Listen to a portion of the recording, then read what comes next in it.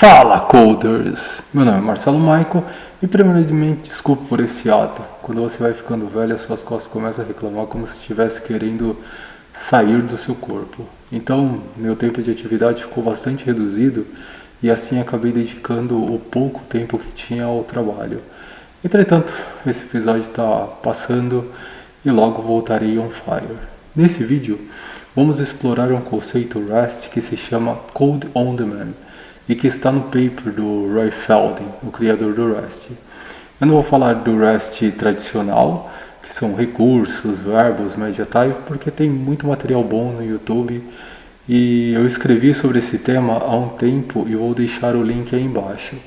Esse conteúdo você não irá encontrar na internet porque é tratado de uma forma bastante teórica e no início das minhas implementações eu estava pesquisando sobre o tema e tive que ir para a página 2 e 3 do Google. Quando isso acontece, é sinal que você está sozinho na coisa.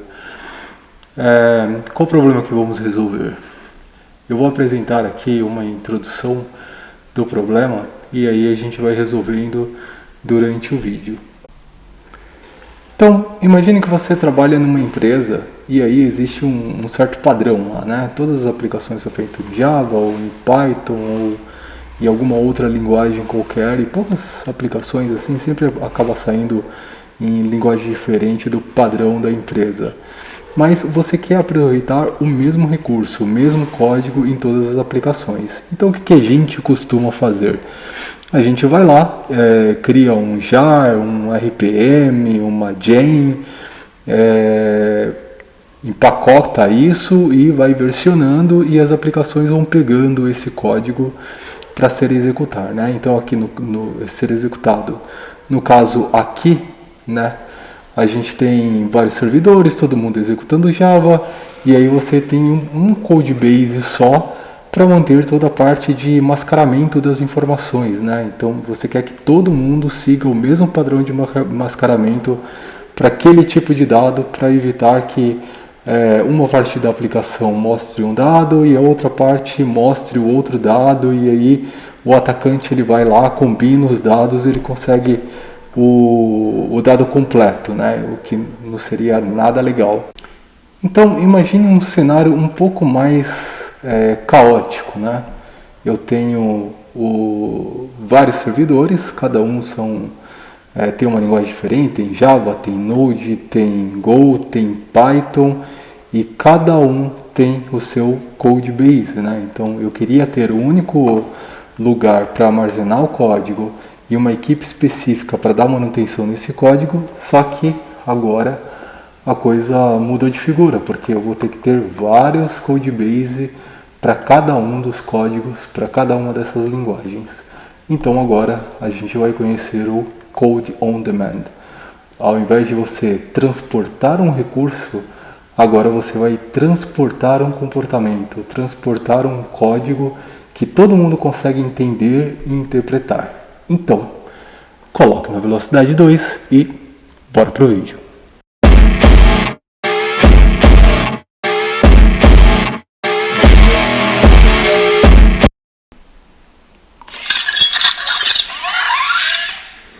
Então, primeiramente vamos começar entendendo alguns pontos conceituais. E um desses pontos é tipo, como o autor pensa sobre Rust, né? Inclusive no meu artigo eu coloco alguns pontos, né, de um fórum que existiu algum tempo atrás e que ele respondia às questões que estavam sendo colocadas lá. E sempre quando ele respondia as questões, ele começava com HTML. Então, a ideia do autor sempre foi desenvolver um HTML só que para máquinas. E aí surgiu o Rust. Então, a identificação dos recursos que tem no HTML, tem no Rust. A estrutura, né, de você ter ali um index, também tem no Rust, né? Então sempre as primeiras barras ali é o index da árvore que vem logo em seguida.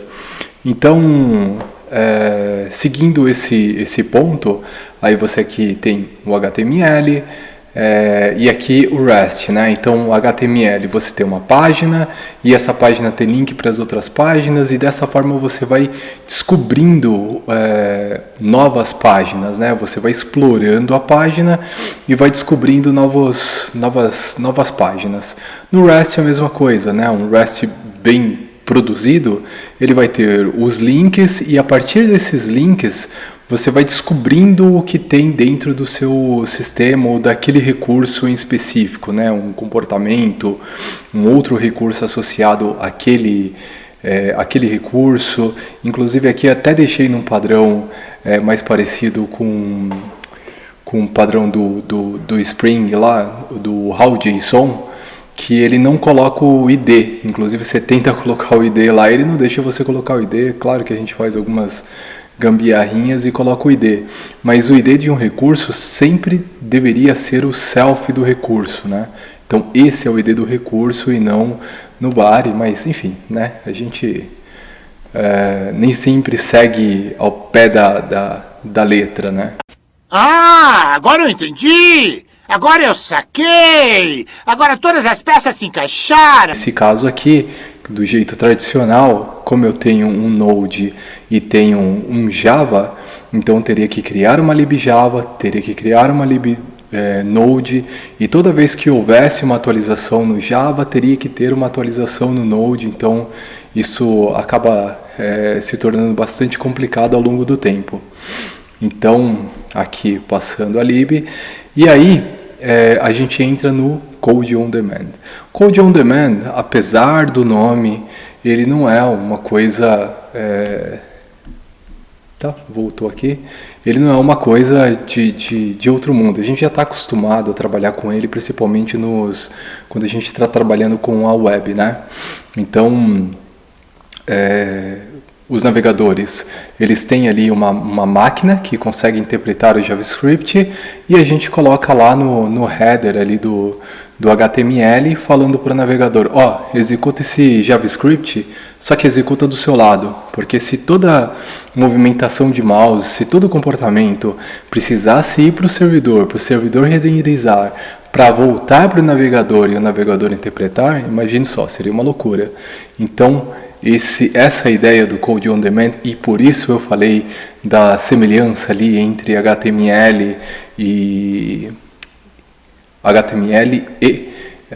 REST, justamente por essa ideia aí, né? Foi colocado lá no paper, só que ali no paper estavam algumas tecnologias antigas, muitas ali nem existem mais, como Applet e tudo, e o desenvolvimento disso no back-end, ele não é uma coisa comum, né? Inclusive você pode procurar no GitHub ou pode procurar na internet no geral, você vai ter aqueles conceitos bem rasos e vagos que acabam não servindo para muita coisa, né? Porque se eu tenho um código que eu não consigo debugar, que eu não consigo criar um projeto, que eu não consigo versionar, então ele não faz sentido, né? Não dá para usar uma coisa que eu não consigo fazer operações básicas sobre elas. Pois bem, agora vamos para o código.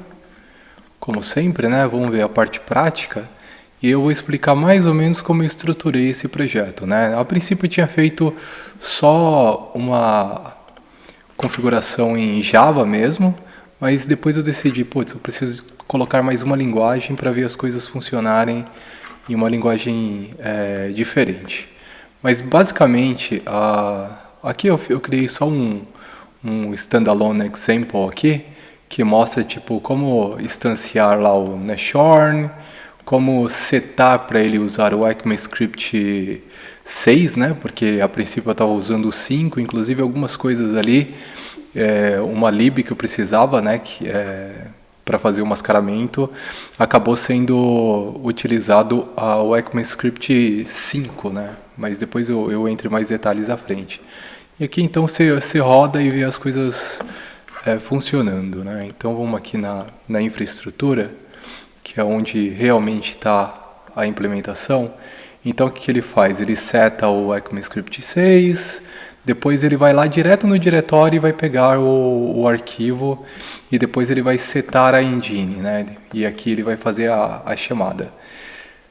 Aí o detalhe para uma questão, né? Aqui ele está buscando direto lá do diretório, mas poderia ser uma URL, né? Tipo, como é um JS, você sempre vai entregar isso via CDN, né? Então não precisa criar um projeto para entregar ali o JS. Então você cria um CDN para ir lá, ler o arquivo e trazer.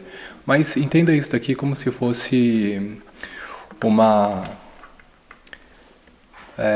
enfim, como se fosse batendo lá no diretório, batendo no CDN e trazendo as informações. Beleza? Então, aqui eu estruturei, aqui é o projeto Java, né? Então, esse projeto Java tem aquela mesma estruturinha que eu sempre faço lá. O endpoint aqui, ele vai fazer vai trazer os recursos. Aqui fica bem tranquilo de se ver, mas como ele tem essa parte aqui, né? O Jackson, ele tem essa parte do JSON Serializer, então eu criei aqui e-mail, Serializer, CPF, Serializer. E aqui na implementação eu só coloco o tipo que eu quero serializar e aí ele faz isso para mim. Então fica bem limpo o código e estruturado, né? Então esse é o projeto Java. Agora, dentro desse projeto Java, a princípio eu tinha colocado o Node.js aqui dentro também, que é esse Mask Service. O Mask Service é a parte que é mais importante para a gente na hora de imprimir o arquivo, né? De gerar esse arquivo. Então esse é um projeto Node, né? Então aqui eu tenho toda a estrutura para fazer o mascaramento das informações, os métodos e tal. Aqui esse processor aqui que ele vai decidir baseado no tipo qual é o formatter que ele tem que executar. Aqui também tem a listinha do formato de cada um dos tipos que eu preciso. E o index, que é onde eu coloco lá os métodos que eu quero acessar, que o cliente vai acessar, né? Então ele vai acessar esse index aqui, no caso vai ser o mask e o mask object. Então, projeto... e aí, na hora de exportar esse projeto, eu usei o Webpack e o Webpack com Target Web. Por que acontece? O Target Node, ele vai gerar o projeto. No Java você até consegue chamar, mas fora do Java você não consegue, né? No Node, no Go, eu não consegui fazer funcionar exportando isso como Node. Então eu coloquei para exportar o web, coloquei esse library, esse library target, e aí o nome do arquivo e tudo, onde que ele tem que salvar esse arquivo. Ele sempre vai salvar lá dentro da pasta do Java, que eu criei aqui, né, que está em outro projeto. Vamos pegar aqui, src, aí abre, aqui. Então ele sempre vai jogar nessa pasta aqui, que é o JS Code, onde o Java vai ler e o Node também ele vai ler, mas só que ele vai ler de uma outra forma, né? Então, esse projeto principal aqui é o que a gente quer rodar. E aí, só fazendo algumas observações, o que acontece? Quando você está exportando, quando você está criando o seu projeto, você pode ter dependências, só que as dependências têm que ser dependências que rodem no browser. Né? No caso aqui, como estava funcionando só com ECMAScript 5, eu fui lá no JSON Path, baixei a versão do ECMAScript 5 e aí eu coloquei aqui no projeto. Na hora de compilar, ele pega todos esse código e junta com o código que eu desenvolvi e vai para frente. Mas você pode colocar aqui nas dependências sem problema que vai funcionar. Então, tudo que roda no browser vai rodar ali na sua linguagem, né? Na sua VM, vamos assim dizer. Então, esse é o projeto, assim que está estruturado o projeto, vai estar lá no meu GitHub, então quem tiver mais dúvidas pode ir lá e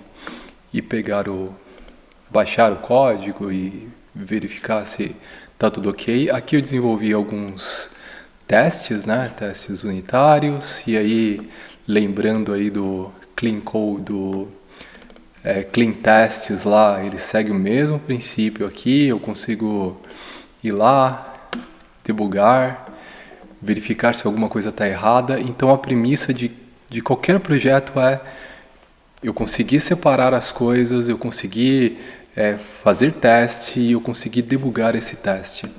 É a premissa de qualquer coisa. Então, assim, quando a gente vai ver ali o pessoal usando JavaScript rodando no Java, rodando no Node, rodando no Python, rodando no Ruby, você vê o cara colocando o JavaScript lá direto, mas aí quando dá problema, o que que faz?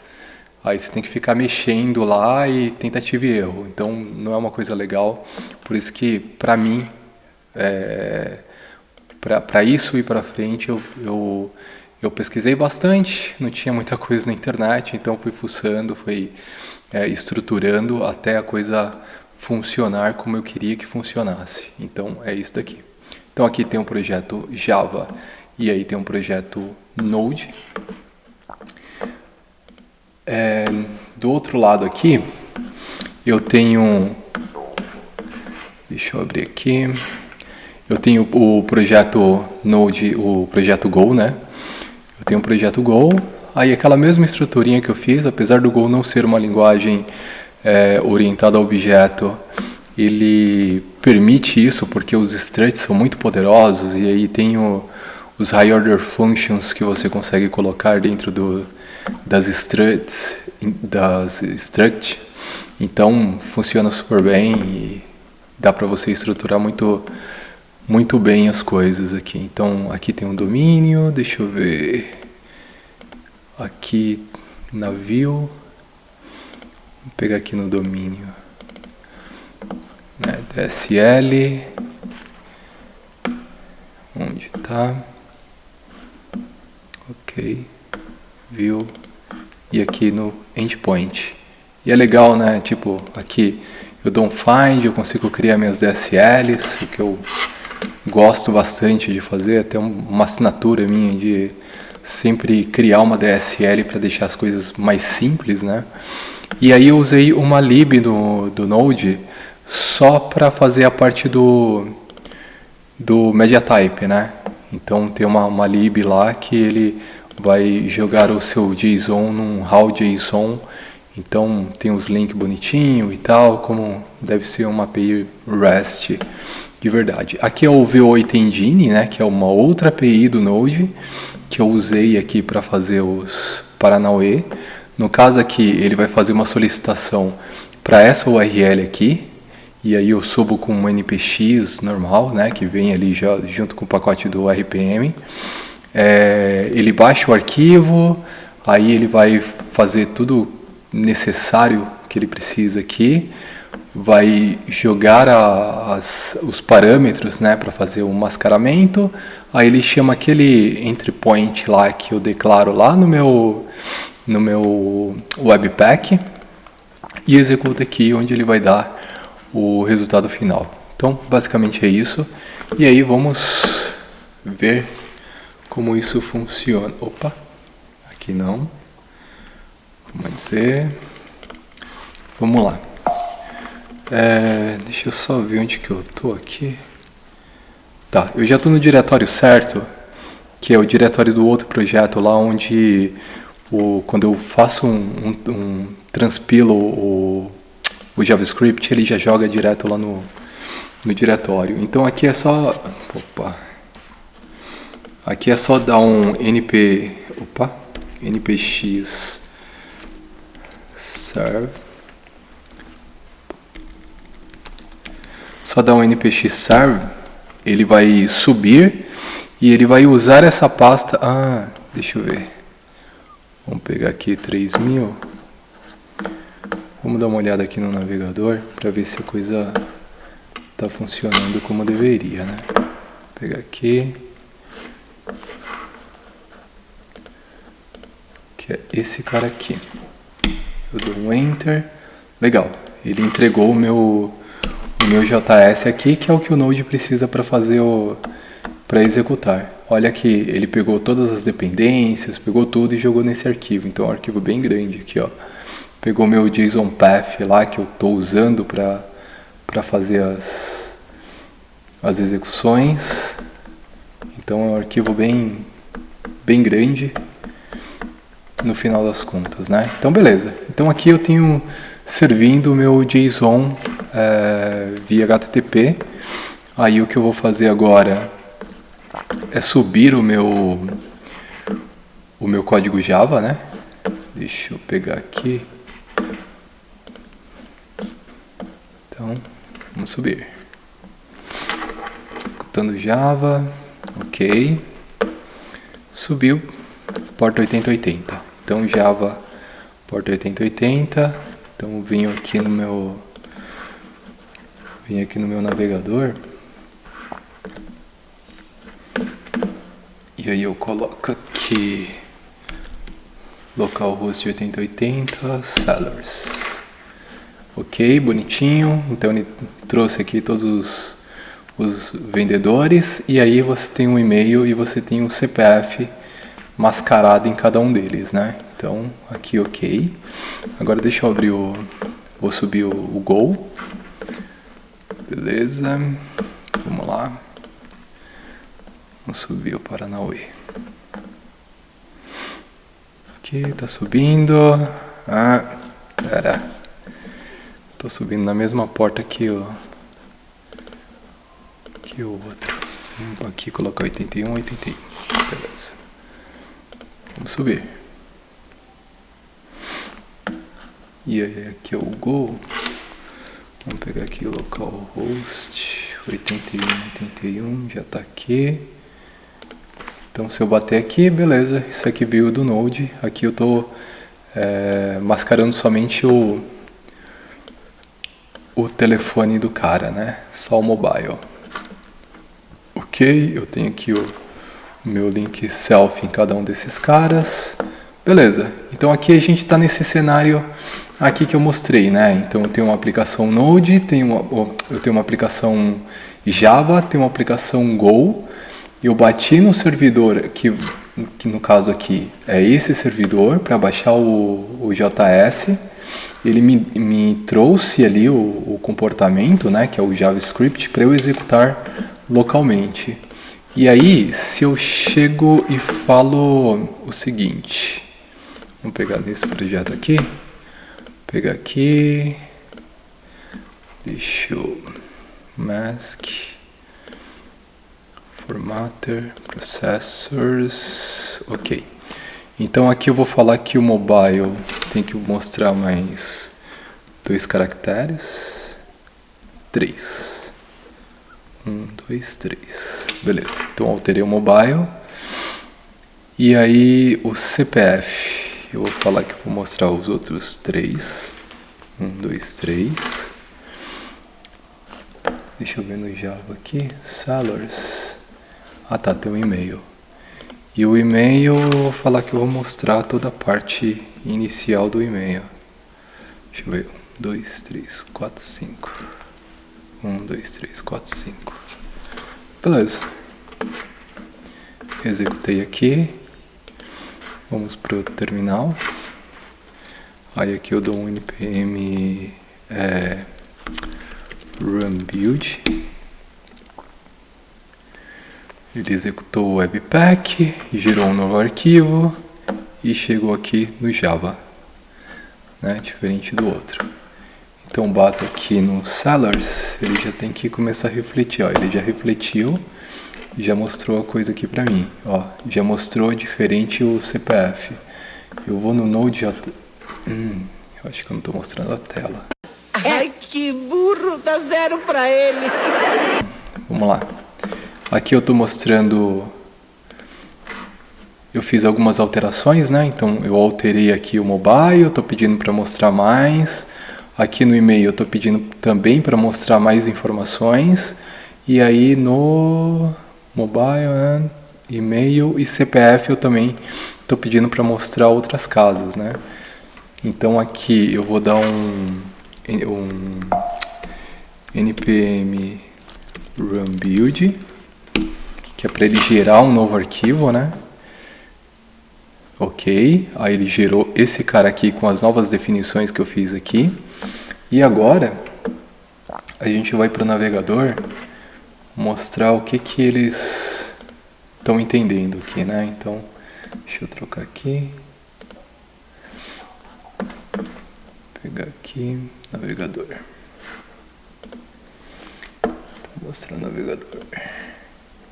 Então aqui, contacts, que eu estou batendo no Node, ó, ele já refletiu e já mostrou as informações que eu queria. Então, um outro efeito positivo dessa abordagem é que se você lança uma versão que não quebra o contrato, os seus clientes eles se atualizam automaticamente, né? Então, quando você tem um jar, um pacote NPM, uma gen ou qualquer sistema de empacotamento de código, você sempre tem que avisar lá os times que estão utilizando aquilo. E assim, numa empresa pequena, tudo bem, né? Você bate nas costas do cara ali, tem como atualizar e ok. Numa empresa muito grande, onde tem vários departamentos, tem várias diretorias, as coisas ficam bem caóticas de se fazer, e principalmente só atualizar uma versão, o cara vai falar, mas está funcionando para mim aqui, eu não vou atualizar, então ele fica com aquela versão lá para sempre, ad eterno. Aqui você consegue, em tempo de execução, atualizar as definições da sua biblioteca. E aqui, esse aqui é o Node, né? Então no Node eu estou mostrando aqui as informações, e aqui no Java eu dou um Enter aqui para pegar as novas definições. Tá vendo? Ele já mostra mais o e-mail, já mostra a segunda parte do CPF que eu pedi para mostrar. E é isso. Então, basicamente, no final, o que acontece é isso daqui, né? Então, eu tenho 2 servidores, ou eu posso ter vários serviços com códigos distintos, né, com tecnologias distintas. Eu vou bater no servidor, o servidor vai me mandar o comportamento e eu vou executar localmente, né? Então esse arquivo ele pode ser cacheado, né? Então tipo, eu não preciso a cada execução bater e pegar o arquivo, porque isso tornaria a coisa mais lenta, né? Então eu bato, pego o arquivo, deixo cacheado, vou executando e sei lá, uma vez por dia eu vejo se tem uma atualização desse arquivo e pego a nova versão e executo. Mas isso tudo acontece ali no servidor, a quente mesmo, não precisa parar a aplicação nem nada. Então essa é uma grande vantagem aqui do Code on Demand para o back-end. Vale bastante a pena experimentar isso. E eu vou deixar o projeto todo bonitinho aí lá no GitHub. Deu um certo trabalho fazer porque eu não tinha referência, né? Como eu falei, eu ia para a página 2 e 3 do Google e não tinha nada, só tinha parte conceitual. Então eu levei um certo tempo para começar a entender, como que as coisas funcionavam, como que eu chamava esse JavaScript de dentro do Java, de dentro do Go ou de dentro de outra linguagem.